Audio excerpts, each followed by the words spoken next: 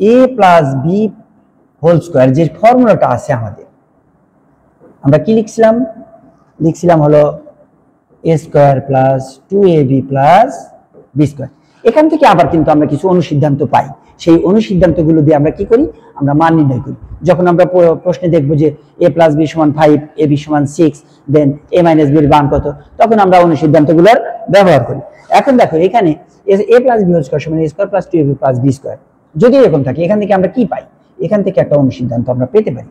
এই টোটালটাকে আমরা বামে আনবো, a square plus 2ab plus b square equal to, আমরা ডান পাশে নিয়ে যাব বাম পাশেরটা, আমরা just a square plus b স্কোয়ারটা বামে রাখবো, সমান a plus b whole square, আর এই 2ab টাকে ওই পাশে লিখলে মাইনাস 2ab লেখা যায়।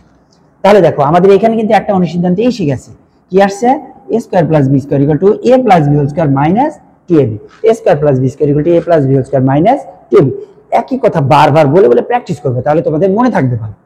এখন আসো আমরা যদি আরেকটা ফর্মুলা এখান থেকে পেতে পারি, আমরা আরেকটা পেতে পারি, কি পেতে পারি, আমরা এখানে মাইনাস যদি ইউজ করি, আমরা যদি এখানে মাইনাস ইউজ করি তাহলে এখানে আমাদের সূত্রটা চেঞ্জ হয়ে এখানে হবে minus a square minus 2ab plus b square. তাহলে আমরা বাম পাশে এখান থেকে নিয়ে আসতে পারি a square minus 2ab plus b square সমান a minus b whole square.